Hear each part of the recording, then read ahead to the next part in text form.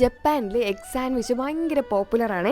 ഇതിനെ ടൊമാറ്റോ സാൻഡോ എന്നാണ് അവർ വിളിക്കുന്നത്. അപ്പോൾ ഇതിൻ്റെ വീഡിയോസൊക്കെ കണ്ടിട്ട് എനിക്ക് ഭയങ്കര കൊതിയായിരുന്നു ട്രൈ ചെയ്ത് നോക്കാനായിട്ട്. അപ്പോൾ ഞാൻ എന്തായാലും ഉണ്ടാക്കി നോക്കാമെന്ന് വിചാരിച്ചിട്ട് 3 മുട്ട പുഴുങ്ങി നല്ല പോലെ ഒന്ന് ഉടച്ചെടുക്കുന്നുണ്ട്. എന്നിട്ട് ഇതിലേക്ക് കുറച്ച് കുരുമുളകും കൂടെ ചേർത്ത് കൊടുത്തിട്ട് ഒന്ന് മിക്സ് ചെയ്തെടുക്കണം.